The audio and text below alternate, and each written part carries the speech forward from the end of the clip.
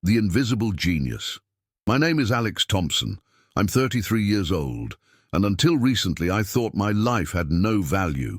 At least that's what they told me every day at the office where I worked as a janitor in Manhattan's most prestigious corporate building. It was a Tuesday morning when everything began. I arrived early, as always, to clean the offices before the executives showed up. I loved that moment of silence. When it was just me, my cleaning cart, and the echo of my steps in the empty hallways, it was the only time of day I felt at peace. But that tranquility was shattered when I heard voices coming from the conference room on the 15th floor. It was strange, because nobody usually arrived that early. I approached carefully, pushing my cart, and could see through the glass that a meeting was in progress. I immediately recognized the participants. They were the executives from the company where I had worked as an engineer 5 years ago, before everything fell apart. There was Richard Davis, the CEO, an arrogant man who had always treated me like I was invisible. There was also Karen Williams, the HR director, who had fired me in the cruelest way possible. And of course, Mike Sullivan, my former co-worker who had stolen my project and taken all the credit. My heart started racing. What were they doing here? Why had they rented a conference room in this building for their meeting? I decided to get closer to clean the windows. That way, I could hear better. It was my job, after all. Nobody could complain about me doing my job. "We need to find a solution fast," Richard was saying in his harsh voice. "The company is in crisis, and if we don't get new contracts in the next 2 months, we'll have to shut down." Karen nodded worriedly. "The numbers are terrible. We've lost 70% of our clients in the last year, and after what happened with the industrial automation project—" "Don't mention that," Mike interrupted, visibly nervous. "That project doesn't matter anymore." But it did matter. It mattered a lot, because that project had been mine. I had developed it for months. It had been my baby, my big opportunity to prove what I was capable of. Until Mike stole it and took all the credit. While I cleaned the windows, memories came flooding back like an avalanche. I remembered the day I first presented my idea, an automation system that could revolutionize American manufacturing. Richard had looked at me with contempt and said, "Thompson, you're just a junior engineer. Leave the big ideas to those who know what they're doing." But Mike had been there, listening to every word, taking notes. 2 weeks later, he presented his project, my project, with my diagrams, my calculations, even my application examples. The only difference was that he had changed my name to his on all the documents. When I tried to complain, nobody believed me. "How could it be yours if Mike has all the documentation?" Karen had told me with a cruel smile. "Alex, I think you're confused. Maybe you should focus on tasks more appropriate for your level." And then came the final humiliation, the day they fired me. Karen had called me to her office with a fake smile. "Alex, we've decided we no longer need your services," she had told me, without even looking up from her papers. "Your performance has been disappointing. And frankly, we believe you don't have the profile we're looking for in this company." "But my project—" I had tried to protest. "What project?" Mike had laughed, walking in at that moment.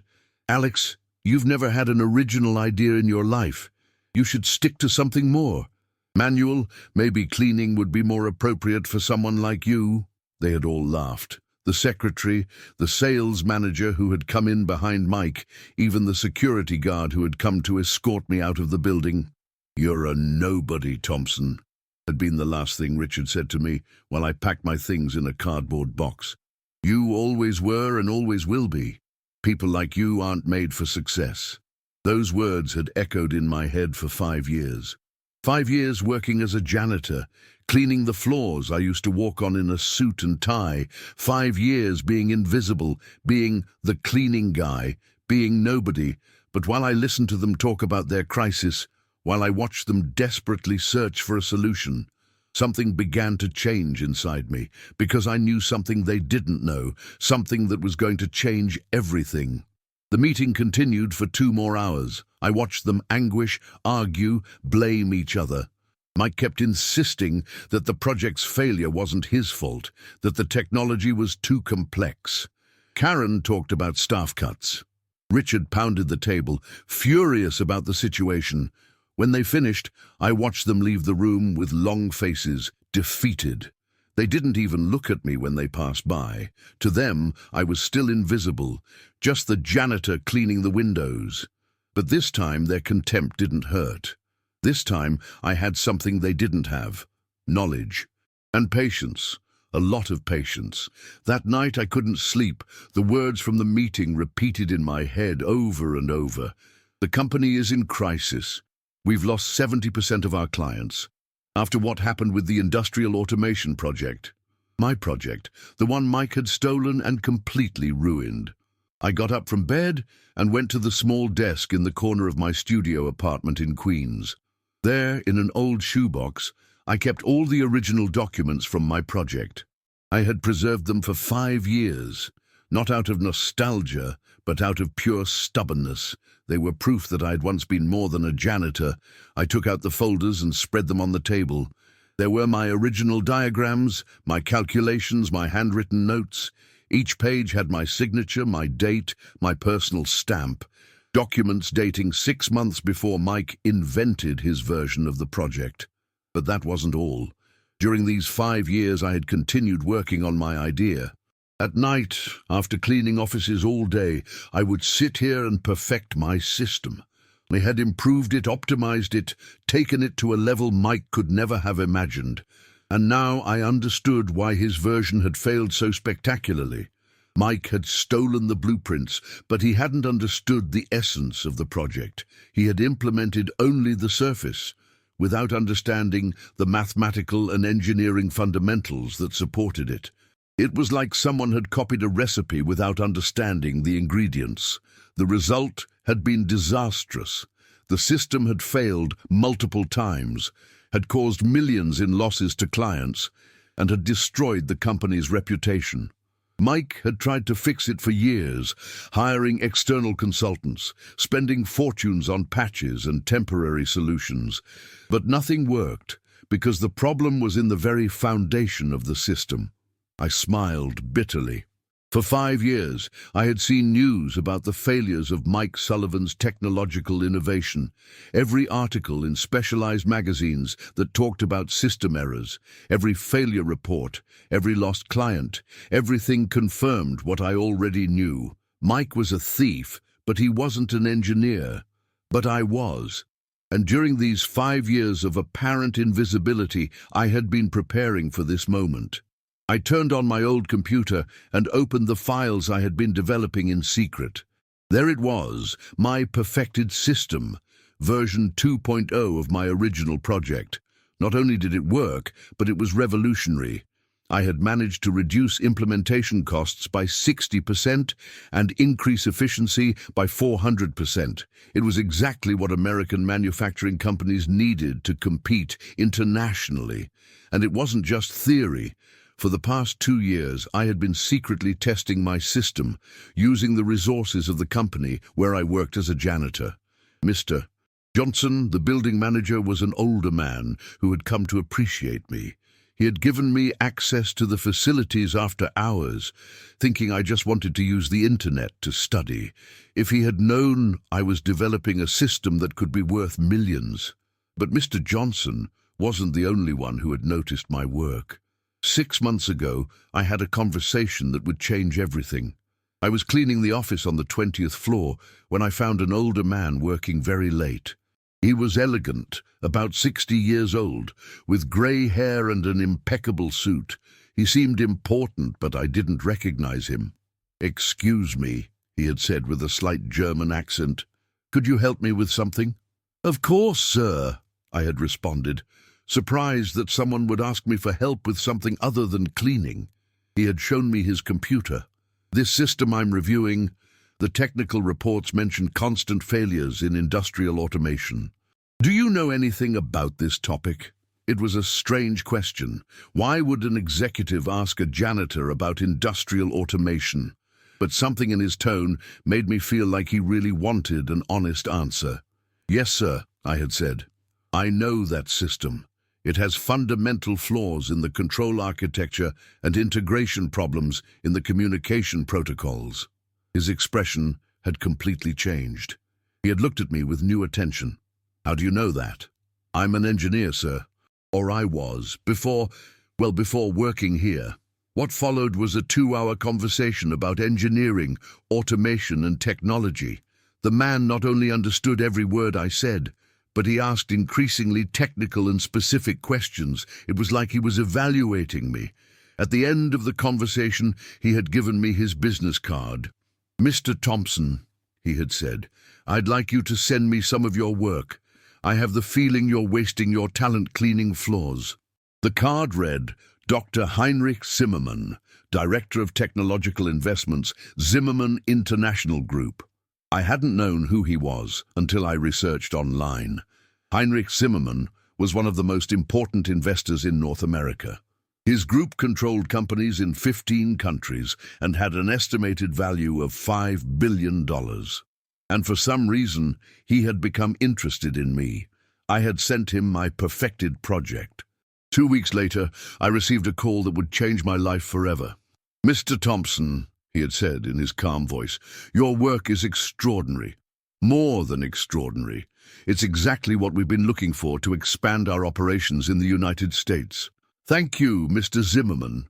I have a proposal for you. My group is interested in acquiring the rights to your technology and establishing a joint venture. We're also considering purchasing some corporate buildings in New York to establish our regional offices." My heart had started beating faster. "What kind of buildings?" "We're evaluating several options. One of them is the building where you currently work. Do you know the facilities well?" I had smiled in the darkness of my small apartment.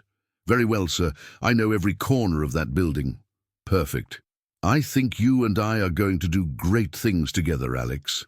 And that had been the conversation that would change everything. And now, after hearing my former boss's meeting, I knew it was time to act. Tomorrow would be the day when Alex Thompson, the invisible janitor, would disappear forever. And Alex Thompson, Heinrich Zimmermann's partner, would be born. The following days were the strangest of my life. During the day, I was still the same Alex as always, the invisible janitor who cleaned floors and emptied trash cans. But at night, I transformed into someone completely different, the future partner of one of the most powerful business groups in North America. Heinrich and I had been working intensively during the past weeks. The nightly video calls had become routine. Him from his office in Switzerland, me from my small apartment in Queens. The difference in our environments was abysmal, but when we talked about technology and engineering, we were equals. "Alex," he had told me during our last call, "I've reviewed all the contracts. The purchase of the Manhattan corporate tower will be finalized next Friday.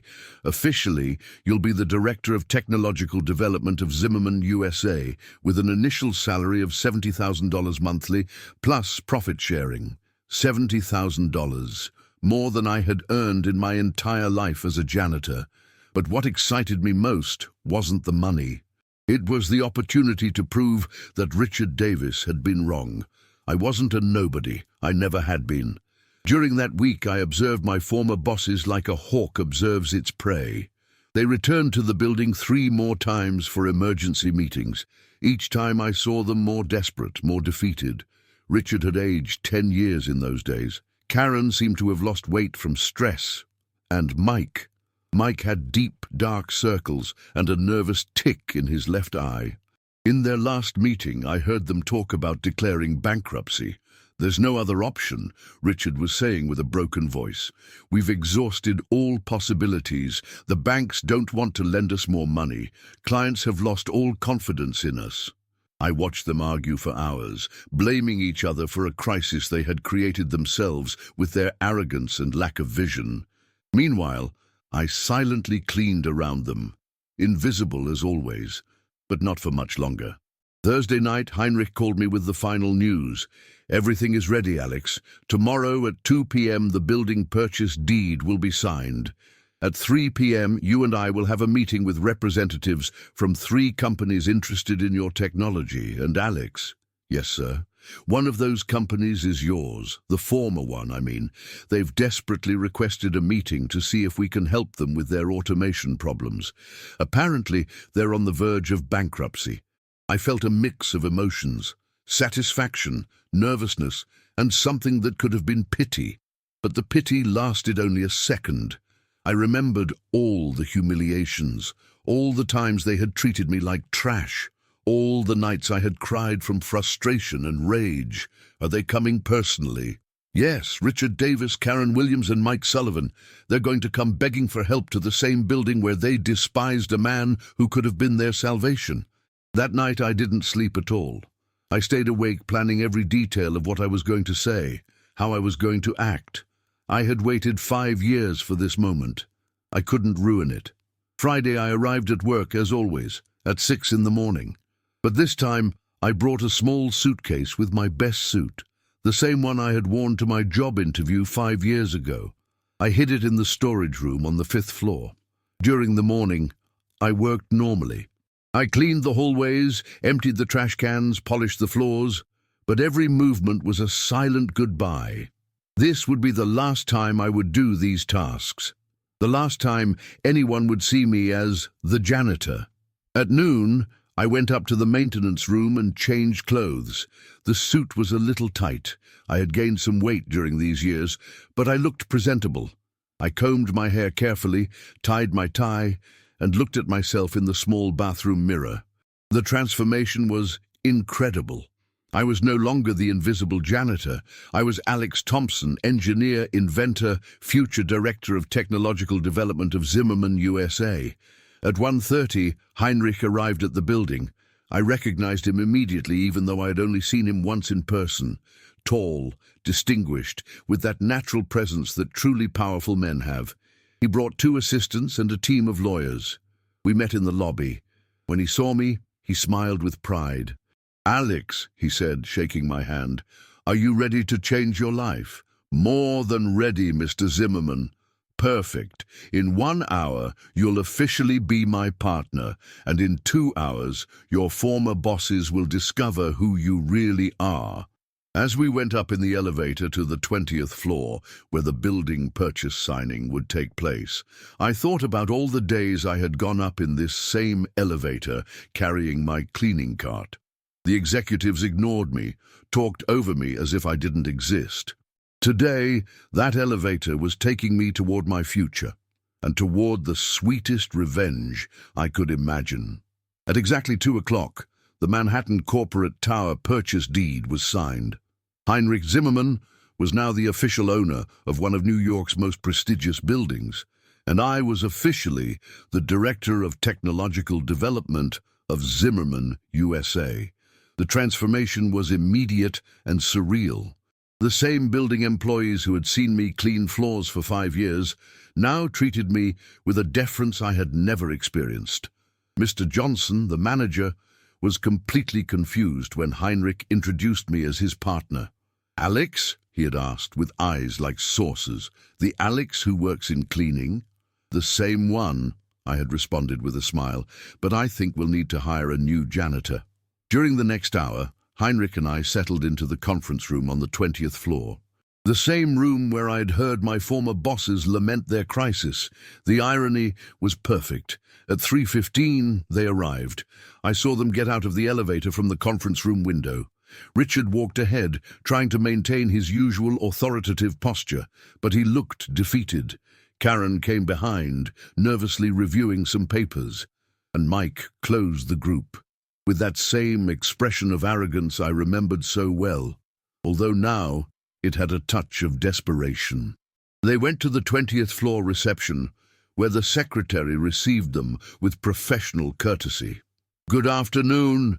We're here for the meeting with Mr. Zimmerman," Richard said in his most imposing voice. "Of course, you're expected. Mr. Zimmerman and Mr. Thompson will receive you in the conference room." They didn't pay attention to the second name. Why would they? To them, Thompson was just another last name, probably some assistant or translator. Heinrich looked at me from his place at the head of the table. "Are you ready, Alex?" "I've been ready for 5 years, Mr. Zimmerman." The door opened and they entered. Richard first, with his rehearsed commercial smile. Karen behind, with her folder of documents, and Mike at the end, already starting to talk before even sitting down. "Mr. Zimmerman, it's an honor to meet you. We've heard wonderful things about your business group, and we believe we can offer you a unique investment opportunity in the United States." They stopped dead when they saw me. Richard blinked several times, as if he couldn't process what his eyes were seeing. Karen dropped some papers. And Mike. Mike stood with his mouth open, completely mute. "Alex?" Karen murmured.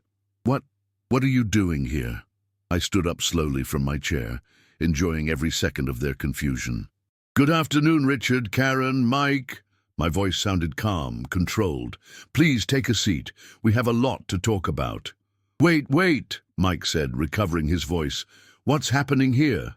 Why is the janitor sitting in this meeting?" Heinrich cleared his throat and stood up. "Allow me to formally introduce Alex Thompson, my partner and Director of Technological Development of Zimmerman, USA. He's also the new owner of this building." The silence that followed was deafening.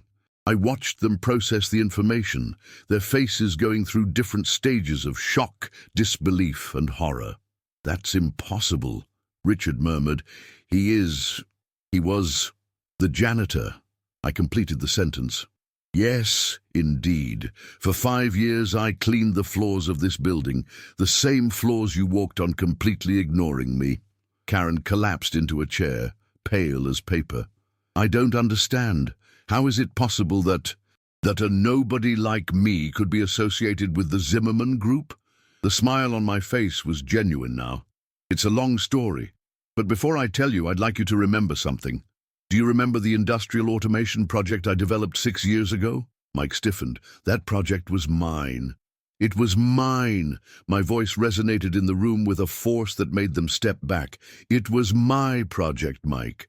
My design, my calculations, my innovation. You stole it. You changed my name to yours and took all the credit." "That's a lie." I took out a thick folder and put it on the table. "A lie? Here are all the original documents, dated 6 months before you invented your version. Every page signed by me, every calculation in my handwriting. And here," I took out another folder, "are the intellectual property records I filed last week. Officially, I'm the legal owner of that technology." Richard leaned forward, beginning to understand the magnitude of the situation. "Wait. Are you saying that the project that ruined us was originally yours?" "Not only that," I continued. "The project ruined you because Mike implemented an incomplete and misunderstood version of my work. He stole the blueprints, but didn't understand the fundamentals. That's why it failed so spectacularly." Mike was trembling now. You can't prove that." Can't I?" Heinrich intervened for the first time, his voice cold as ice. "Mr. Sullivan, we've thoroughly investigated the failure history of your implementation. Our experts have identified exactly where and why the system failed, and it matches perfectly with what Alex had predicted for us." I put a third folder on the table, and here's the corrected and perfected version of the project, the version that actually works. The version that's going to revolutionize industrial automation in North America." Karen had started crying silently. "Alex, we didn't know." "Didn't know what?" My voice had become dangerously soft. "Didn't know that Mike had stolen my work? Or didn't know that you were firing the only man who could have saved your company?" Richard had stood up, his face red with humiliation and rage. "This is ridiculous. We're not going to stand here listening to the fantasies of an ex-janitor." "Sit down, Mr. Davis," Heinrich said with absolute authority, "because what you're about to hear next could be the only chance you have to save your company." The room fell silent again. All three sat down slowly, like scolded students. It was my moment, the moment I had been waiting for during 5 long years. I stood up and walked slowly around the table, passing behind them. It was exactly what they had done to me 5 years ago, when they interrogated me like I was a criminal before firing me. Now, the positions had completely reversed. For 5 years, I began, my voice resonating in the absolute silence of the room. I've cleaned this building thinking about this moment. Every floor I mopped, every trash can I emptied, every time you passed by me without even seeing me. Everything reminded me of what you had stolen from me. I stopped behind Mike, who had his head down. Mike, do you remember what you told me the day you fired me? You said that cleaning was more appropriate for someone like me, that I had never had an original idea. I placed my hands on the back of his chair and leaned forward. Do you know what's the most ironic thing about all this? He didn't respond. That while I was cleaning floors, I kept working on my project. I perfected it, optimized it, took it to a level you could never have imagined. And meanwhile, you were destroying my reputation with your incompetence. I walked away from him and headed toward Richard. And you, Mr. Davis, do you remember your last words to me? You're a nobody, Thompson. You always were and always will be. People like you aren't made for success. I laughed softly. Well, allow me to formally introduce myself.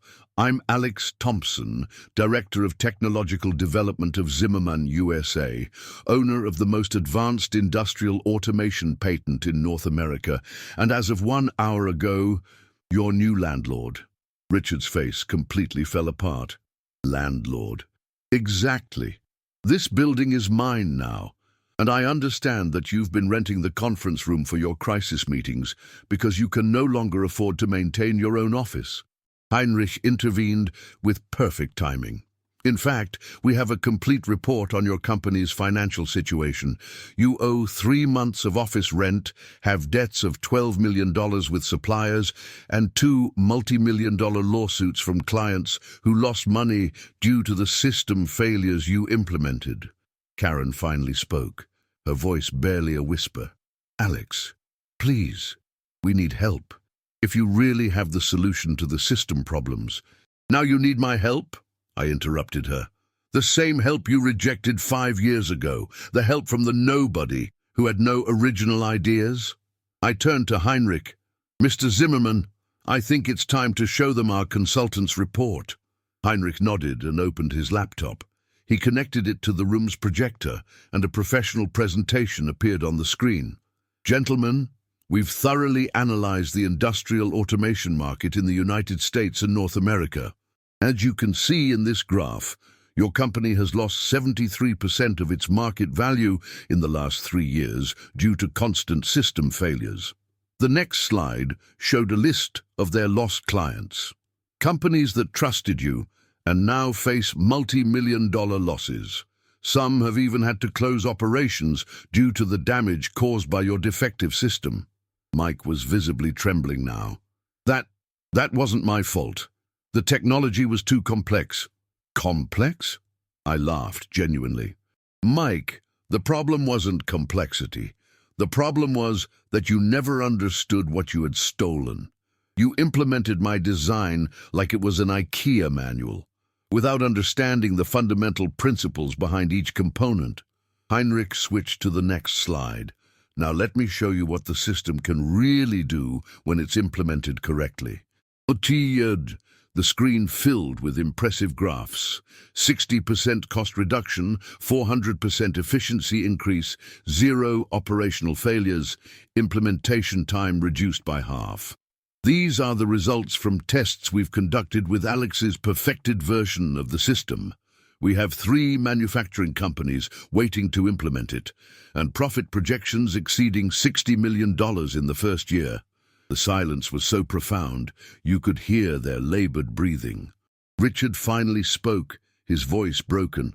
What do you want from us? I sat across from them, crossed my hands on the table, and looked them directly in the eyes. I want you to publicly acknowledge that Mike stole my project. I want a formal and public apology for the way you treated me, and I want Mike to renounce any claim to that technology. Never! Mike shouted, jumping up abruptly. I'm not going to let some damn janitor humiliate me like this. The insult resonated in the room like a gunshot. Heinrich stood up slowly. all his authority concentrated in his gaze. "Mr. Sullivan," he said, with a voice that could have frozen hell, "I suggest you watch your words. You're talking to my partner and the owner of this building." But I raised my hand to stop Heinrich. I stood up and walked toward Mike. "You know what, Mike? You're right. I am a damn janitor. I was a damn janitor for 5 years, and as a damn janitor, I had access to very interesting information." I took out my phone and opened a recording app. As an invisible damn janitor, I could hear very revealing conversations. For example, this conversation you had with Karen 2 months ago, where you admit you stole my project. I pressed play. Mike's voice filled the room. "I knew Thompson's project was good, that's why I took it. But I never imagined it would be so difficult to implement. Maybe we should have kept him and made him work for free for us." Mike turned white as paper. "I also have recordings of you admitting that you fired me not for poor performance, but because you knew I could claim authorship of the project, and I have evidence of how you hid documents and manipulated records to justify the theft." Karen had begun crying openly. "Alex, please, we can reach an agreement." The agreement is simple," I said with absolute calm. "Public acknowledgement, formal apology, and Mike's renunciation of any claim to my technology. In return, I won't sue you for damages, and I'll offer you the opportunity to license my new system to save what's left of your company." Richard had collapsed in his chair. "How much would the license cost?" Heinrich smiled for the first time in the entire meeting. $7 million per year, plus 15% of the profits generated by the system." "It's impossible. We don't have that money." "Then," I said, getting up from the table, "I suppose this meeting is over. Have a good day. And Mike," I turned to him one last time, "next time you see a janitor, remember that you might be looking at your future boss." 3 months later, I found myself in the office on the 25th floor of the same building where I had worked as a janitor. But now the view from my desk wasn't that of someone who cleaned windows, but of someone who had built an empire. The story had spread like wildfire throughout American industry. The janitor who became a millionaire. The revenge of the invisible genius. How a humiliated man built his empire from the shadows. Specialized media couldn't stop talking about my story. But the most satisfying thing hadn't been the headlines. It had been watching my former bosses do exactly what I had demanded of them. Mike had publicly renounced any claim to the automation technology.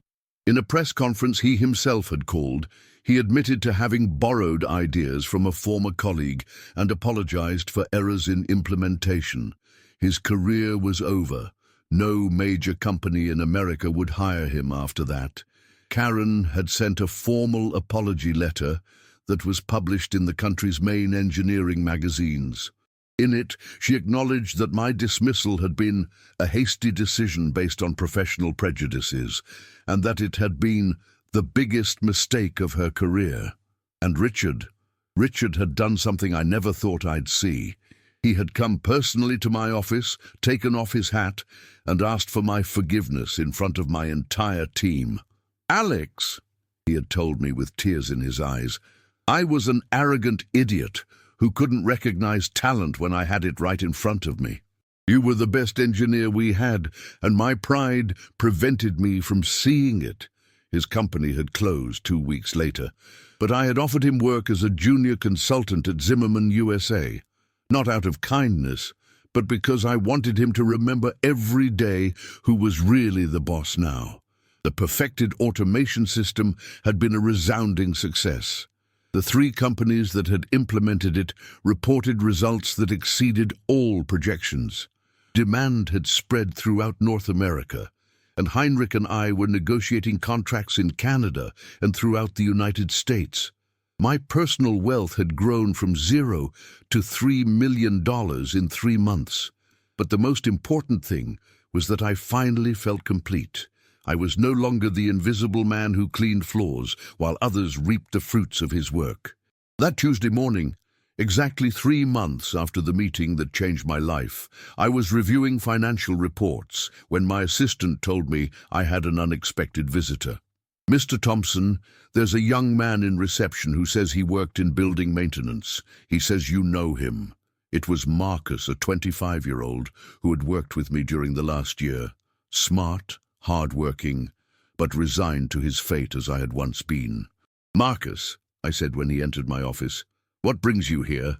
He was nervous, turning his cap between his hands. "Mr. Thompson, sir, I've been thinking a lot about your story. How you went from where we were, to this." He gestured around the office, and I was wondering if there's a place for you here. His eyes lit up. "I studied mechanical engineering, but I could never practice. When I graduated, I had no contacts, no experience, and companies wouldn't give me opportunities. I ended up in maintenance because I needed to eat." His story sounded painfully familiar. "Do you have projects, ideas you've been working on?" "Yes," he said, pulling out a worn folder from his backpack. "I've been working on an energy optimization system for smart buildings. I know it sounds pretentious coming from someone who cleans floors," I completed. "Marcus, do you know what my mistake was for years?" He shook his head, thinking that the job I did to survive defined who I really was. I wasn't a janitor who had studied engineering. I was an engineer who temporarily worked as a janitor. I extended my hand. "Welcome to the team, Engineer Marcus Johnson. Your first project will be developing your energy optimization system with all the technical and financial support you need." That afternoon, after Marcus left with his new contract and a salary that would change his life, I stayed alone in my office watching the sunset over Manhattan. Heinrich entered without announcing, as was his custom. "How do you feel, partner?" "Complete," I replied. "For the first time in my life, I feel complete." I walked to the window. Below, I could see the lobby of the building where I had spent so many mornings pushing my cleaning cart. Now there were other young people doing the same job, probably with the same dreams I had once had. "Heinrich, I have an idea for our next project." "I'm listening." "A scholarship and opportunity program for service employees who have professional training. People who are doing survival jobs while pursuing their real dreams." Heinrich smiled. "The Alex Thompson program." "The Second Chance program," I corrected. "Because everyone deserves a second chance to prove who they really are." That night, as I drove to my new apartment on the Upper East Side, I reflected on everything that had happened. 5 years ago, I had left this same building with a cardboard box and a broken heart. Today, I left as the owner of the building and with a future that exceeded my most ambitious dreams. The revenge had been sweet, but the real victory hadn't been humiliating those who humiliated me. The real victory had been never stopping believing in myself. Because in the end, they had been right about one thing: I was nobody, but they had been wrong about everything else. I wasn't nobody yet. If this story touched your heart and made you think, don't forget to give this video a like and subscribe to the channel for more inspiring stories like this one. Share this video with someone who needs to hear that miracles can happen when we least expect them. What do you think about what happened to our protagonist? Leave us a comment below telling us if you've ever experienced a similar situation or what you thought of this incredible story. Your support helps us continue bringing these stories that remind us that life can always surprise us. See you in the next video.